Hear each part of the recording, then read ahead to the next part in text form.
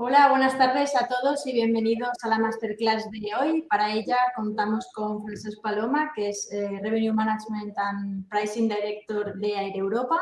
La masterclass de hoy va a tratar el Revenue Management y la fijación de precios en aerolíneas. Como siempre, animaros a participar, que escribáis todas vuestras preguntas en el chat y al finalizar la masterclass irá respondiendo a todas ellas, ¿vale? Y ahora sí, sin más consejos, te cedo la palabra y pues... Muchas gracias, Paula. Empiezo directamente ya con la presentación.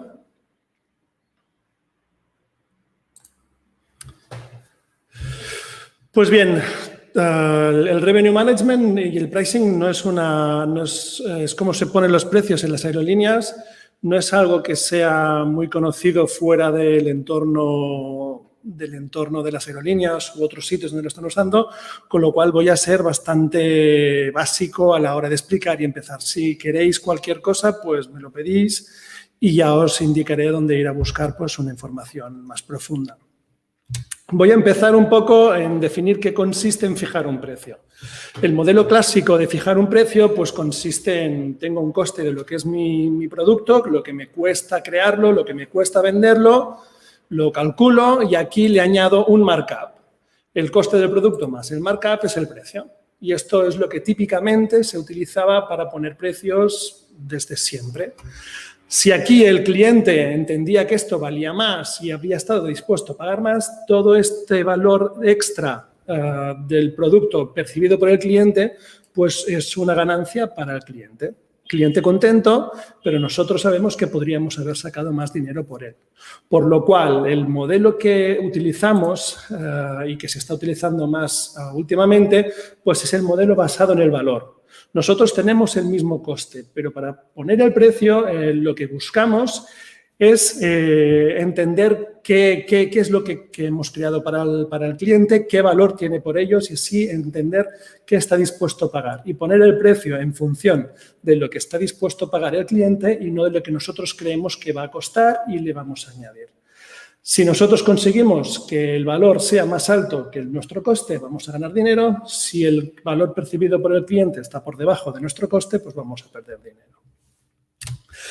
De forma que a partir de ahora nos basaremos solo en el valor del producto. No vamos a tener en cuenta lo que cuesta, sino lo que hemos creado, qué valor tiene para nuestro cliente. Por lo que olvidaros del coste. Casi no voy a hablar más del coste y si hablo del coste no será para fijar el precio, sino será por otros motivos. Dicho esto, voy a definir qué es el Revenue Management y lo voy a definir con la frase que usaron sus creadores más o menos a principios de los años 80. Es selling the right seats to the right customers at the right price at the right time. Es decir, vender el producto correcto a los clientes correctos, al precio correcto y al tiempo correcto. Esto es como siempre se ha definido el Revenue Management. Actualmente también se le está añadiendo at the right channel, porque cada vez hay más dispersión de canales, cada vez es más distinto lo que vendes a través de cada canal, por lo cual también se le ha añadido a esta frase at the right channel. Yo no voy a utilizar tema de canales porque entiendo que ya va por otros sitios y prefiero centrarme en estos cuatro conceptos. Producto, cliente, precio y tiempo. Como hemos hablado, ¿en qué consistía fijar un precio? Nosotros sabemos que el precio depende de la demanda, ¿no? En cierta manera, nosotros fijamos un precio, si el precio pues está aquí, si esto es la demanda, lo que indica la cantidad de gente que está dispuesta a pagar el producto, y aquí es el precio, la área de este rectángulo sería lo que el ingreso de la compañía con este precio fijado, a la forma clásica. ¿Qué buscamos nosotros? Pues cuando hablamos de right customers es lo que siempre ha sido la segmentación, es añadir precios para que distintos clientes puedan encontrar pues, lo que quieren. En el fondo estamos ofreciendo el mismo producto, pero más o menos si nos ajustamos a lo que son nuestros clientes, entendemos qué es lo que quieren, cuándo lo quieren, pues podremos conseguir todo este ingreso extra que de la forma tradicional no se conseguía. Esto sería pues ingreso extra a base de segmentación. ¿Cómo lo conseguían las aerolíneas? Y desde hace mucho tiempo, pues creando las reglas de tarifa. Típicamente, pues se entendía que si alguien, la más típica es la del fin de semana, que en inglés lo llamaban o Sunday Rule o Saturday Night Stay. Si alguien pasa la noche del sábado en destino, casi siempre es porque está ahí por placer. Si alguien está por placer, es leisure, pues normalmente está dispuesto a pagar un precio más bajo. Si es alguien que solo está un día en destino, probablemente sea un ejecutivo que va para una reunión o firmar un contrato, y para poder cerrar un contrato, pues él estar mucho más dispuesto a pagar un precio alto que pagar un precio bajo. De forma que tú podías comprar ciertas tarifas solo si cumplías estos parámetros, o que pasas fin de semana, o que viajan mínimo 2, 3, 4 pasajeros para entender precios para familias. También se pedía la edad, si eras joven, si eras mayor. Se añadían muchas condiciones a la tarifa, con lo cual, volviendo atrás, añadiendo condiciones a la tarifa, pues podíamos discriminar, segmentar el comportamiento de los clientes y ajustarnos un precio a lo que ellos estaban dispuestos a pagar. Era el mismo producto, pero el valor percibido para cada cliente es distinto, con lo cual podían poner precios distintos para cada cliente. Y ahora dejadme que un breve inciso de historia, un poco para que entendáis por qué la evolución de la forma de fijar precios fue así y por qué hoy estamos donde estamos y por qué hacemos las cosas como las hacemos. Las aerolíneas fueron de los primeros en digitalizarse de cierta forma. En 1953, IBM, el director de IBM y el director de American Airlines se encontraron en un avión. Bueno, eso fue antes del 53. Y charlando, pues encontraron interesante probar de crear una computadora pues que se pudiera encargar de centralizar las reservas y de crear un inventario donde pues, te pudieras conectar directamente. Antes de esto, lo que se hacían, pues si querías comprar un billete en tu agencia, la agencia llamaba a la compañía que tocaba y había unos señores con unas pizarras que iban tachando la disponibilidad de los vuelos. Eso lo quisieron pues, computerizar y en 1964 ya se creó el primer sistema operativo de reservas automático. Aquí tenías que llamar igualmente, pero ya no había unos señores unas pizarras, sino que lo que se hacía era, pues, con un operador o pues ir digitalmente, pues, sabiendo la disponibilidad y vendiendo precios.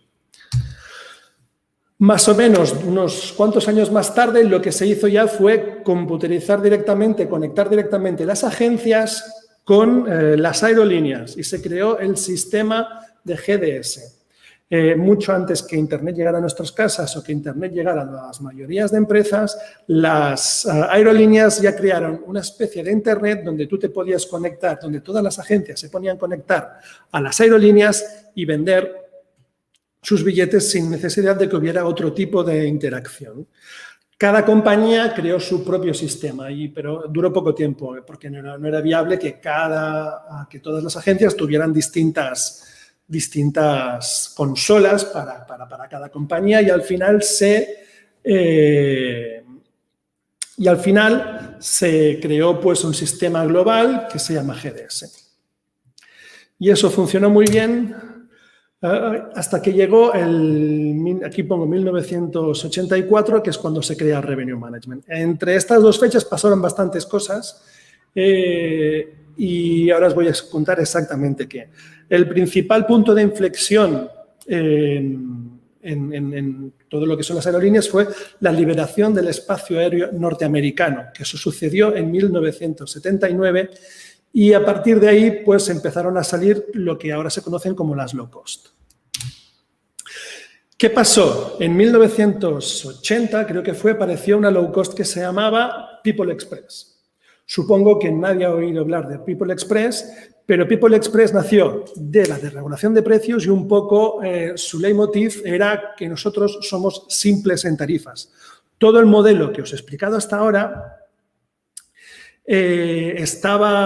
lo que había hecho es complexificar mucho todo el tema de tarifas y era muy difícil saber tú qué tarifas a qué tarifas podías aplicar. Entonces, cuando ibas a una agencia era un caos y la gente empezaba a estar un poco harta. Lo que ellos hicieron fue decir, nosotros vamos a poner un precio bajo y lo mantendremos siempre, desde el primer día hasta el último día. Tarifa plana. La verdad es que tuvo mucho éxito y desde el principio fue una compañía que tuvo beneficios, cosa muy rara en una aerolínea, pero desde el primer semestre tuvieron beneficios y durante 4 años estuvieron teniendo muchos beneficios cada vez mayor. Por eso aquí está en el Time, cuando los he enseñado antes, este tío era el que creó el People Express. Y un poco lo que se hacía en eco en esa época es que la gente empezaba a llenar los aviones, a volar barato y ya no era el producto un poco así pijo que había sido hasta entonces, ¿no? Esta compañía hizo mucho daño a todas las tradicionales que había en esa época. Y lo notaron mucho, por lo cual empezaron a trabajar a ver cómo podían competir. Y en 1984, American Airlines creó un programa, un software que se llamaba Dynamo.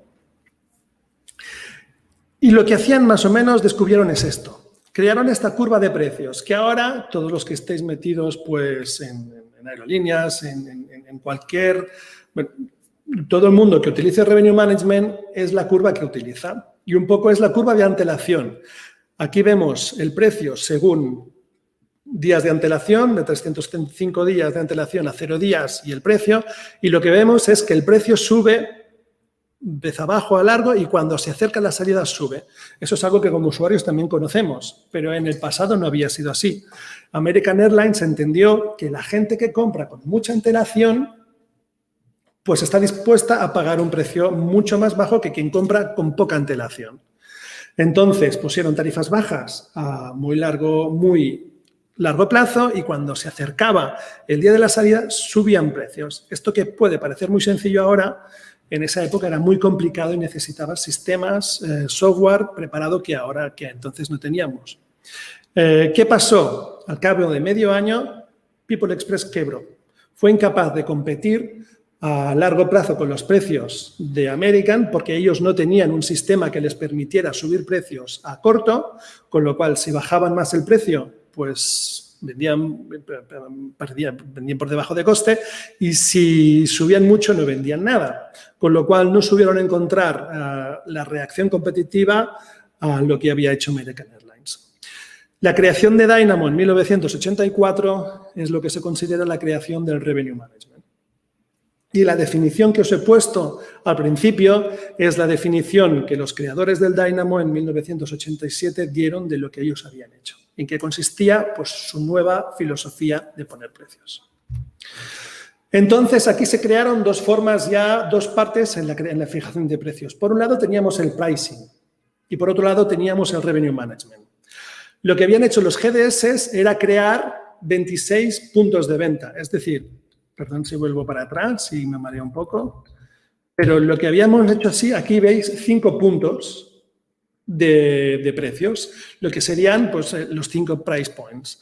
Lo que se hizo en GDS es crear 26 price points. Tú solo podías poner 26 puntos, 26 precios distintos para crear esta curva. En su momento pareció que esto era más que suficiente y además se dedicaron, algunas clases se dedicaban a venir first class, otras clases se dedicaban a hacer business class, tour operaciones, tarifas privadas y el resto de tarifas economy, que de hecho eran muy pocas, 4 o 5 de esas tarifas se vendían al público general. Esto luego con el Revenue Management cambió y definimos lo que era, por un lado, el pricing, que era definir estos price points, es decir, yo voy a empezar al principio de mi curva, va a empezar a 80 euros y el último día de la salida el precio más caro va a ser 1.000 euros. Entre medio voy a fijar estos puntos que es donde voy a vender. Pero ahora no solo voy a vender de acuerdo con las tarifas, con las condiciones de tarifa, sino que además voy a decir cuántos asientos dedico a cada punto. Es decir, voy a vender 20 asientos a la tarifa más baja, 25 asientos a la tarifa siguiente, etcétera, etcétera, etcétera, hasta llenar el avión. Para eso fue necesario crear unos modelos donde tú creabas pues, tu probabilidad de cada tarifa y en función de eso pues, le dedicabas tantos asientos. Tú lo que buscabas era vender todos los asientos posibles al máximo precio posible. Diferenciar entre precio y disponibilidad de tarifas, pues es lo que se entiende como la creación del Revenue Management. Eso en los aviones se entiende de la forma siguiente, un poco para explicarle un poco mejor.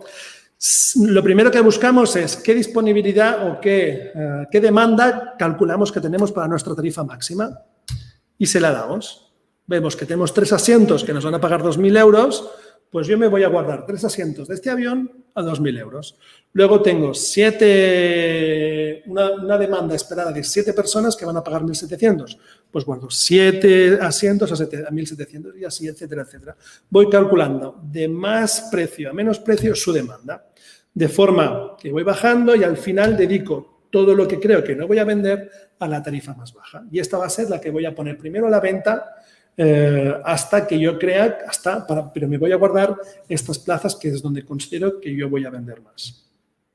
De hecho, el cálculo del Revenue Management empieza con lo último que vendes y acaba con lo primero que vendes. Lo mismo se hace para la Business Class. Son 2 demandas que se consideran distintas y en First lo mismo, son demandas. Cada cabina tiene su propia demanda. Entonces, esto fue en el 84 y hubo un gran desarrollo, una gran explosión. Aquí hay, bueno, si miráis en Internet podéis encontrar los modelos. Empezaron basados en los modelos de Belovava, que era un profesor del MIT de Estados Unidos. Y, bueno, tuvieron una expansión y en más o menos los años 90 se consideran la época dorada del Revenue Management. Ahí fueron cuando hubo los grandes desarrollos, todo el mundo empezó a usar, empezaron a crearse todos los softwares y se fue pues complexificando y se fue estudiando mucho sobre esto. Aquí un poco lo que veréis es los pasajeros. Esto es un poco para entender. Esta es la creación de los pasajeros que vuelan a nivel mundial desde 1950 hasta 2016. Como veis, han seguido una curva exponencial, han ido creciendo exponencialmente y suerte que aquí no se ve el 2019-20 porque lo que veríamos son todos los efectos de la pandemia. Pero la ocupación no siguió este patrón. Al principio, cuando se crearon, había unas ocupaciones del 60%, pero más o menos hasta la creación de los primeros sistemas de reserva, la ocupación de los vuelos fue bajando. Es decir, crecía más la capacidad aérea que los clientes dispuestos a pagar lo que costaba un billete aéreo para volar. Entonces, a partir de los años 70, principios, sí empezaron a ver las promociones, grandes promociones, a partir de los sistemas que ya se habían creado. Todavía no había Revenue Management, pero sí que ya habían empezado a hacer ofertas un poco donde ellos veían muy claro que no iban a vender, hicieron los primeros forecasts y entendieron los primeros asientos que seguro que no iban a vender.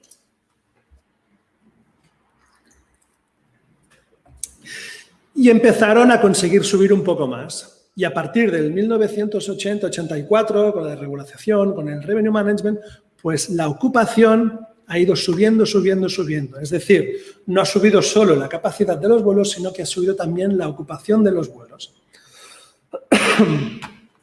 Hasta llegar más o menos a unas ocupaciones mundiales cerca del 80%, del 85%, que son muy altas. Un poco para que entendáis pues cómo ha afectado. Es decir, el tener un mejor forecast, el tener un mejor, al optimizar mejor la capacidad del vuelo, pues se ha conseguido llenando sobre todo tarifas bajas.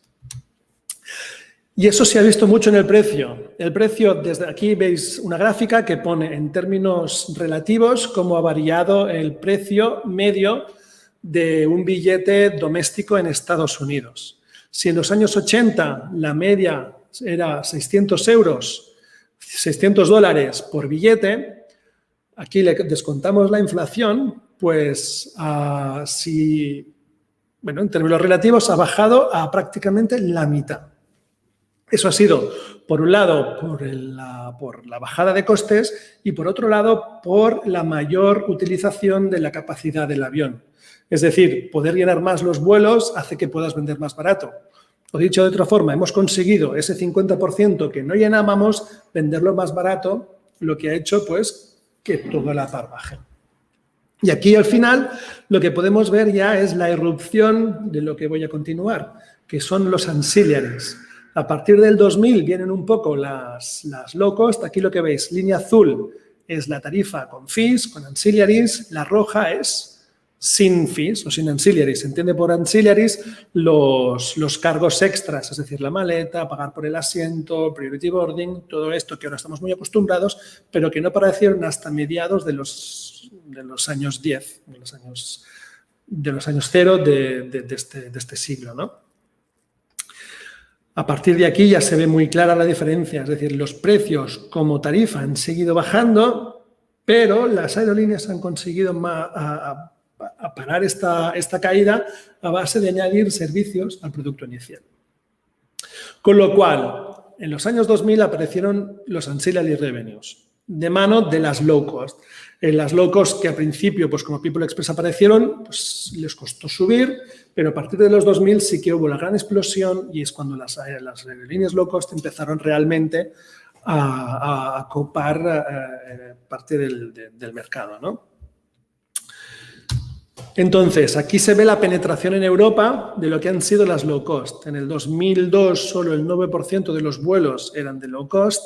En el 2017 pues han sido bueno, ya es el 43% y esto de momento no para de subir. Con lo cual, aquí lo que podemos ver es la penetración de los ancillary revenues, ya no solo por las aerolíneas low cost, sino por todo el mundo. Aquí vemos que el ingreso por ancillary revenue ha ido subiendo, subiendo, subiendo y, de hecho, todavía no hay los datos, pero han seguido subiendo. Sí, al principio, en el año 2000, cuando se empezaron a... Esto no hay datos de antes porque antes no se recopilaban estos datos. Pues si un 4,8%, un 5% del ingreso de las aerolíneas era por los ancillary revenues, en el 2017 ya el 10% del dinero recaptado por las aerolíneas venían de los ancillary revenues. Incluso podemos ver que esto se ha convertido en un nuevo modelo de negocio. Si hasta ahora lo que hacían las aerolíneas pues, era intentar bajar costes, era intentar pues, mejorar producto a un coste más bajo, aquí ya aparecían nuevos modelos, hasta el punto que ha bajado tanto el precio que el producto de volar en sí ya casi ha pasado a ser más un gancho para venderte otras cosas que no el objetivo propio de la aerolínea, vender billetes y ganar dinero con el billete que vendo. Aquí se llevaría la palma pues Spirit, que es una aerolínea que está en Estados Unidos, donde el 46% de sus ingresos vienen de los ancillary revenues. También estaría Frontier, que también es americana, Wizz Air, que sería europea. Ryanair no es tanto, podría parecer más, aunque sigue siendo mucho lo que lleva. Es decir, si no tuviera ancillary revenues, probablemente Ryanair no ganaría dinero. Y no solo esto, sino que no podría vender tan barato. Y bueno, hay aerolíneas que han girado el modelo y lo que buscan es venderte cosas ya que me has comprado un vuelo. Con lo cual podríamos decir que hay dos modelos de negocio. Uno que te vende el producto aéreo en sí, lo que busca es ganar dinero con él, y otros que lo que intentan es venderte tantas cosas como sea posible. Ya si esto tenemos el Customer Journey, donde veríamos pues, todo el proceso que sigue un cliente desde que decide comprar hasta que ha utilizado ya el billete, es decir, la parte de inspiración, donde piensa qué voy a hacer, voy a volar, la parte de la compra, el proceso de booking, después del booking sería pues las 24 o 48 horas después del booking, antes de salir, los 2 días antes de salir, el proceso de check-in, todo el proceso dentro del aeropuerto, durante el viaje y durante el post-trip. Y aquí lo que hacen muchas aerolíneas es intentar impactar en cada punto de este Customer Journey a ver de dónde pueden sacar dineros. Y esto lo hacen desde el principio. Por un lado, a veces cuando suelo buscar, pues ya te intentan cobrar, ¿no? Es decir, ahora está muy barato, no hace falta que pagues, págame 5 euros y te bloqueo el precio. Igual no compras, pero ellos ya con un gancho de un precio barato, con conseguir que tú vengas a mi página web, pues ya te han conseguido sacar un dinero. La parte del shop y del booking no lo voy a seguir porque esto sería todo otra historia, ya podría hacer otra masterclass solo para hablar de eso. Ya se trataría de cuando alguien entra en tu web, qué haces para que compre, para que te compre más, para que el proceso de compra, el booking, pues ya sea lo más ágil posible y haya el mínimo pérdida de clientes en el proceso, pero sí me centraré donde hay los propios ancillaries.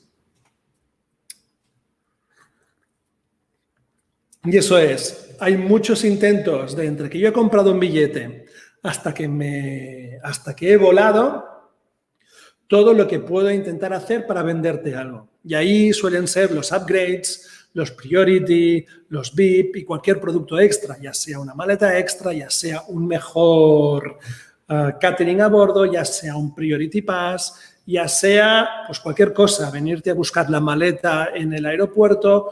Si yo detecto que mi vuelo va lleno, puedo intentar a la gente que está dentro del avión pagarle algo para no tener overbooking y poder revender esa plaza un poco más cara. Hay muchísimos productos que están dedicados justo a esta fase para conseguir sacar todavía más del cliente. Y luego también en on-trip, aquí en flexibilidad, por ejemplo, si detectamos que podrías querer variar tu regreso, pues te podemos ofrecer por un fee, pues cambiar tu regreso. Si permites que haya geolocalización, podemos saber si llegarás demasiado pronto y ofrecerte o adelantar el vuelo o igual un acceso a la sala VIP, o si vemos que vas tarde, podemos ofrecerte pues, el priority boarding, cosas de este estilo, para que puedas pasar los canales, etcétera, etcétera. Para eso sería necesario que la gente pues, permitiera la geolocalización. Y al final, en el post-trip, pues sería toda la parte de loyalty, ¿no? ¿Qué hacemos para que tú que has volado con nosotros puedas volver a volar luego? Tu siguiente viaje vuelva a ser con nosotros. Y aquí, pues todas las aerolíneas han invertido muchos esfuerzos en poder impactar en cada uno de estos procesos para ver qué más te puedo ofrecer. Y eso ha sido un poco todo lo que es el Revenue Management hasta ahora, un poco la presentación que es. La pregunta sería, ¿y ahora qué? Estamos realmente enfocados en... Estamos en un momento de cambios desde mi punto de vista. Venimos de un pasado donde estamos muy constreñidos por lo que fueron la creación de las 26 letras, que son los 26 puntos de precios que podemos utilizar, que ahora se nos han quedado cortos. En ese momento eran mucho más de lo necesario, pero ahora poder poner solo 26 puntos de precio, aunque luego dentro puedas variar, pues esto es algo que nos tiene muy bloqueados y no nos permite adelantar un poco más. Con lo cual, ahora lo que se está intentando, se está acabando ya un modelo anterior, vamos a intentar ir a lo que se considera con el pricing continuo. Nosotros aquí tenemos pues lo que sería la curva que os he pintado antes, todo lo que se había mejorado con la creación del Revenue Management en las herramientas, pero lo que buscamos ahora es rellenar los huecos que quedan de la demanda. ¿Y eso cómo se hace? Pues eso se hace con el pricing continuo. Pero para el pricing continuo es necesario cambiar todas las reglas de juego. Los sistemas de software que tenemos ya no funcionan.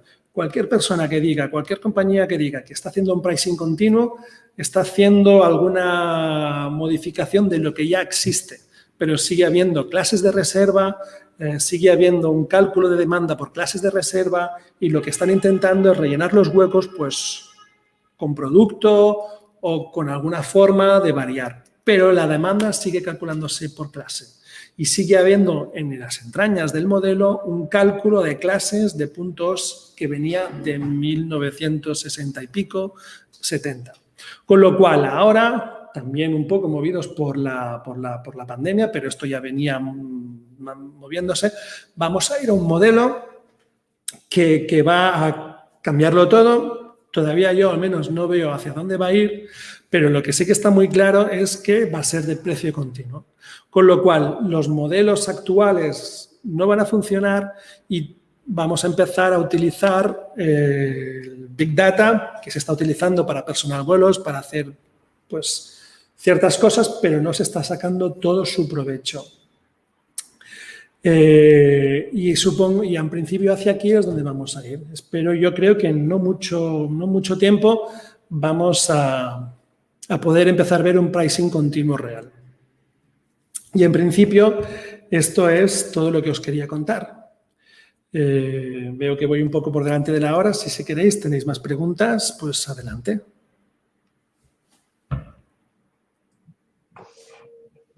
Buenas tardes, Francesc. ¿Qué tal? Pues bueno, muchísimas gracias por la explicación. No sé si alguien tiene alguna pregunta, quiere ir escribiendo en el chat.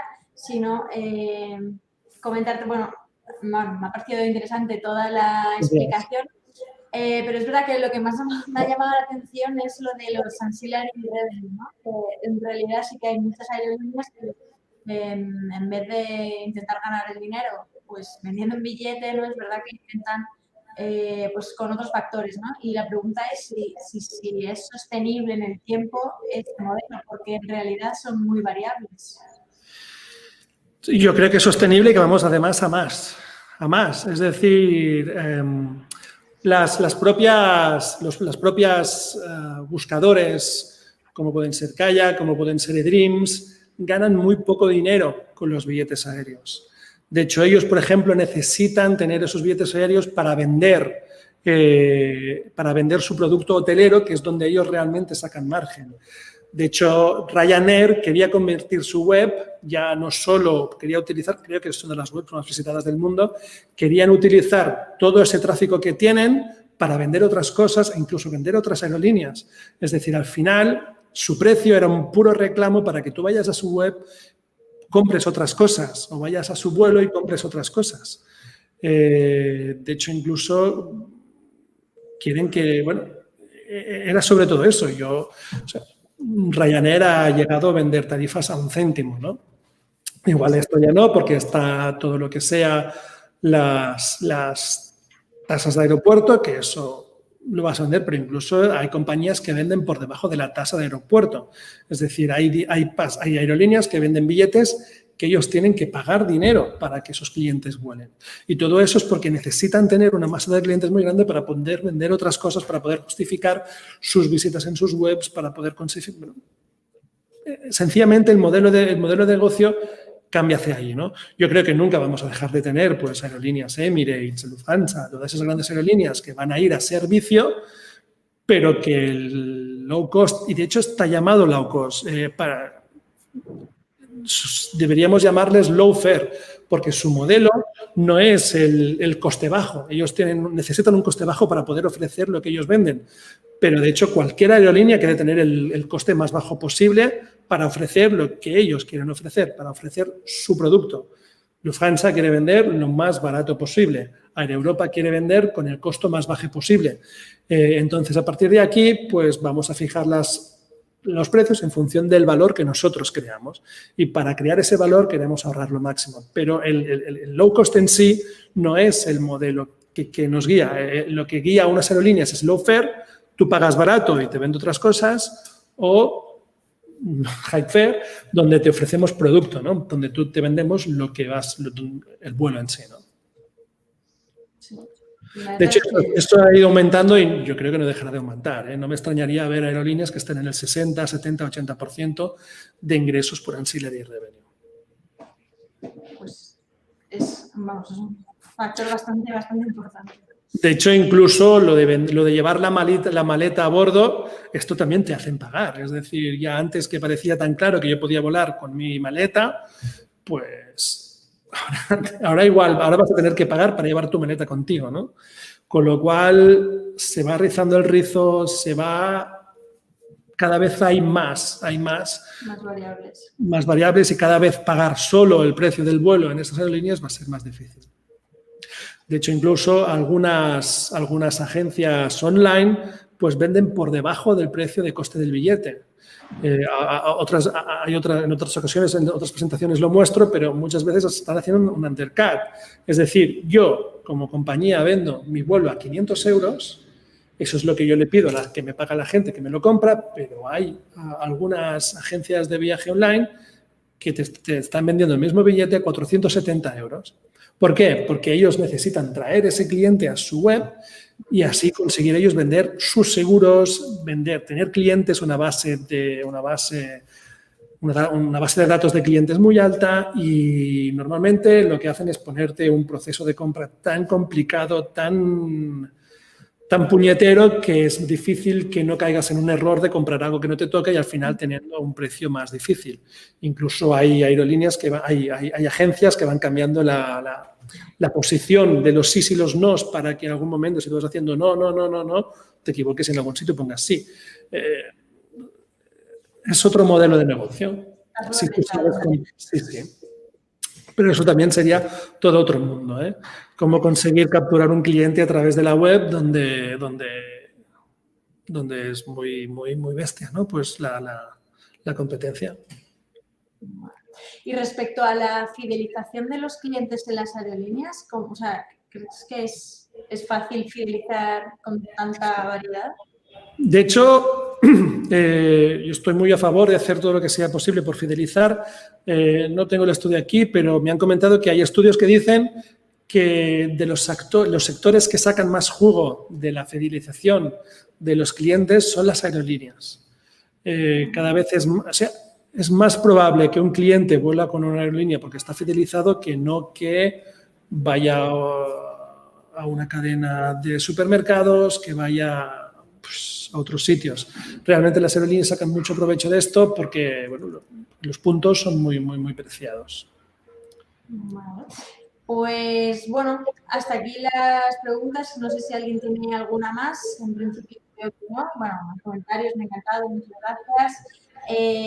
Pues nada, Francesc, agradecerte la colaboración, tu explicación y bueno, seguro que seguimos colaborando en otras ocasiones. Perfecto, muchas gracias. Bien. Adiós.